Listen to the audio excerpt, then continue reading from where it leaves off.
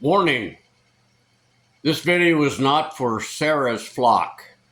She has warned you and told you to not speak to me or react because you are part of the flock. But keep in mind, the warning comes with simply this. The witch hunters of America could get a petition signed having you arrested, and all you need is a lying cop. Anyway, I want to also add in there my little protest t-shirt about the torture that goes on in Maricopa County Jail, which violates Judeo-Christian values, as well as this nation's commitment to the Geneva Convention that we don't torture people, even foreign prisoners. However, it also applies to torture before or punishment before due process, which also violates our Constitution, except for federal district judges appointed for life with the king's ransom, who are told politically what they will and will not rule on. That includes you, Susan R. Bolden. So anyway, this video, I want to address some of the things that Sarah's throwing out of tripe gossip for more ratings, to incite her sheep people with more soap opera tripe gossip, which is primarily the income from ABC and NBC, and obviously Sarah. For those who haven't gotten the message, I haven't gotten a dime off of this. I will not accept a dime from this, though I may go to TikTok because obviously, I guess anyone, as you just got through saying, can go viral. All they have to do is get on TikTok. I was trying to hold on to my loyalty to America and the oath I took to defend this nation against communism and authoritarian type government. What the hell, it's already here anyway. So I want to address that kind of stuff, but just make sure you sheep people turn away from this right now, because it could really confuse you. And you haven't gotten your orders from Sarah yet on what you can listen to and not listen to, because that's important. So to begin with, Sarah is again trying to put out this issue. If in 2001 they had the technology we have today in reference to security cameras and systems, which are all over the place now, everybody records everybody. There's videos everywhere you walk, no matter what it is. Even your neighbors are all watching each other, which was an absolute sin in 2001 when I put mine up, which really was for the purpose because a man tried to break in our house about a month or two before Alyssa ran away, and that was when both my daughters, Sarah and Alyssa, were home alone. So I thought maybe I should probably put something up to protect him, because I am a single parent. From time to time, I have to leave the nest. Now, although after that I drove my children to and from school, each one of them, every damn day, or wherever they went, wanted to make sure that I knew where they were at and that they were safe, as well as driving Alyssa to and from work. And of course, we've turned one home video that somehow has become a sick attitude that any parent who tapes their child at the first job is some kind of a sicko. Well, I did it 6 times all told, including with Sarah, who also wanted it. But now that's somehow turned into a perverted thing, according to these sheep people who, watch nothing but soap operas and alleged reality TV of cop shows is trying to indoctrinate you to believe that everything they do is correct and not a violation of the Constitution of the United States. So now we have an indoctrinated sheep flock running around looking for the rear end of the sheep in front of it without even questioning what they're being told by the media or the government. Anti-American for sure, because Americans don't let the government or the media tell them how and what to think. So Sarah's details on that, of course, is, she's gaslighting you again, folks. I did all that stuff, and I went door to door, absolutely, for every company, every house in my neighborhood, the whole 9 yards, with the homemade videos that Sarah and I put together. And that's about the extent of Sarah's involvement with searching for Alyssa for the first 4 years, for sure, if not longer. And again, you need to understand that Sarah's objective, even when she was allegedly helping her daddy, is because Sarah needs that massive amount of attention, because she's suffering from abandonment and rejection, because her mother, one of 20 million victims of the tobacco industry product, died when she was only 4 years old, so she has no memory of her mother. And that is a syndrome that I have seen before with one of my other children who was rejected at birth by his mother. So, regardless of all this, with all this tripe gossip and stuff, Sarah's gaslighting you again in reference to the technology. Most of the companies had a security guard that they paid. It wasn't very bright, who would maybe monitor a video or not. A lot of those were still VHS. They didn't have the digital stuff we have today.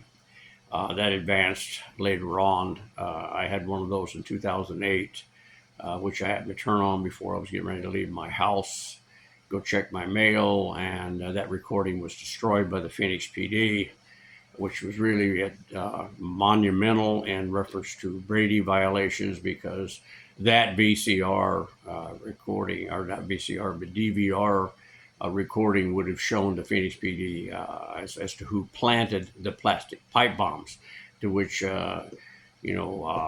political judge Susan R. Bolton completely and totally ignored and just went on about it as though, no matter what happens, I've been ordered by the political establishment for this filthy whistleblower who won his case, that he's got to go to jail no matter what.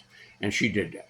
So regardless, back on the other thing, what was it? Sarah talked about David again. Folks, David's alleged what he saw, which she has no proof that it did happen, because it didn't. David was a delusional drunk. I took him because my sister had just died. And that tragedy still put me on the outside of my entire family, because the lawsuit failed. But they didn't want to listen to one of the reasons it did fail, because the primary person who had a lot of stocks and bonds in the Prescott Hospital, where she died from a ruptured appendix and peritonitis, because she didn't have insurance and they wouldn't do an ultrasound, was Jane Hull, the governor of Arizona, who was also on the long list for vice president for the first time John McCain ran for president. So all of this is, we're a political society, without a doubt, manipulated, controlled, authoritarian-wise society, whatever else label you want to put on the damn thing. So David himself had a motive to hate my guts for sure, but I did kick him out, concerned about many things, namely his drunkenness, who burned up my only vehicle's engine. He was also getting way too friendly with Alyssa, and Alyssa was complaining about him opening doors when she was taking baths and stuff. So, just a lot of different family secrets keeps coming up. And Sarah keeps bringing up these things. And then, of course, she wants to bring in my, I guess she's talking about my account, meaning the money I have income. Well, for all of those people who may not get their Social Security, I worked 30 years and paid into that. Therefore, I have that money coming. As far as the workers' comp shows, Sarah's continued bigotry, because she took that money herself, as much as the Social Security money she took as survivor's benefits when her mother died. All of that was paid to Barbara's three youngest, or the Turney Bunch three youngest, which was Barbara's three children from three separate men, who she and I put together. The Turney Bunch was her dream, and wanted to make sure at least Alyssa and John had the same last name, because the great bio father that Sarah seems to worship at this stage, who was brutal, or actually abusive to Barbara and John, refused even after 5 years of marriage to even adopt John. And though he cries and said how close a relationship, folks, it was a nightmare for John. There was not a close relationship. And he called John all kinds of bad names when I took him over and decided I'm going to be this young man's father, because he needs one. His bio don't want him either. And obviously, Alyssa's bio father didn't even care enough to even protest his parental rights being taken away from him. And then again, after Barbara died, he didn't even want to see his bio daughter, Alyssa. But now he cries and gives you tears of how sorry, and this isn't pitiful, it is. The man tried to run me over with the car. He's emotionally unstable. Gave out, filed bankruptcy, and then gave out all my phone numbers, even in my work, to all of his creditors who came after us. Did everything he could to destroy any relationship I had with Barbara. I mean, she left him because he was abusive to her, just that simple, especially her son, John. So all the facts are there, but you're not going to get them from Sarah because she can't sell that. As far as you people thinking about all this massive money being made, I haven't taken a dime from this, nor will I ever, because I don't have the moral low compass that I would want to profit from the tragedy of the Turney Bunch when Alyssa ran away and then went disappearing. Now, when Sarah talks about what the police may have been able to do a lot more had they began with help in the beginning, she's correct on that one. But it wasn't for the simple fact that Alyssa wasn't in danger. The Phoenix PD knew about all the threats made by the unions for over a decade. They knew about the man trying to break in the house when Alyssa and Sarah were home alone, because I told them in a 22-minute conversation on May the 17th, 2001, which all that stuff was covered up. Most of it was destroyed. Again, Anderson and Summershoe lied so much that I'll guarantee you they're going to be on a slippery slope headed for hell in a heartbeat for lying that much about a man who did nothing but try and take care of these children the best that he could, with nothing but constant interference from an authoritarian state like Arizona. So you do with whatever information you want to. And, you know, I feel really sympathy for you that you live in a great nation like this, and you're going to let someone tell you who you can talk to and who you can't, or who to listen to and who not to listen to. And then have YouTube, whoever is running that, making sure that my videos to try and respond to these videos of Sarah's is not played anywhere near that. And even a premiere only lasts maybe an hour. This is a kind of indoctrination crap that this nation wants you to buy, and keep shoveling. I call it BS. But then again, most people who are sheep people who do nothing but follow the rear end of a sheep, which must stink pretty bad, are probably so used to the smell they don't even notice what they're drinking or eating, which is definitely fecal matter flavored Kool-Aid, folks. This is just nothing but a witch hunt. That's all it's ever been and all it ever will be. So I could give you a lot more details and facts if you really want to know. It's called Fair to Middleton, the number 8 at gmail.com, and there's no E in that. It's spells out just like it is with an FAIR to begin with. And if you want some facts, go ahead. But then again, you better get permission from Sarah and her witch trials, or you may wind up them filing a petition on you, folks. And then, of course, I'm not sure if Anderson's still a police officer. That's a disgrace for that whole department. It's still there, but, they could very well, all you need is one lying cop. That's all you need, one lying bad cop. I mean, they're kind of hard to find. They really are, folks, but they are there. But they're protected by the unions and your government, who doesn't want to be sued. And, of course, now we're protected by the federal district court, who doesn't believe that a citizen should be part of this watch dog people who keep an eye on bad government, because they removed your right under the First Amendment to petition your government for redress. That's gone. According to Susan Bolton and Susan Bronovich, you don't have that right anymore. And we put freedom of speech, freedom of press in the First Amendment, and we also put in the right for the citizen to petition your government when it's for redress. And folks, that's not just the federal government. That includes the city, the county, and the state, for wherever you're from.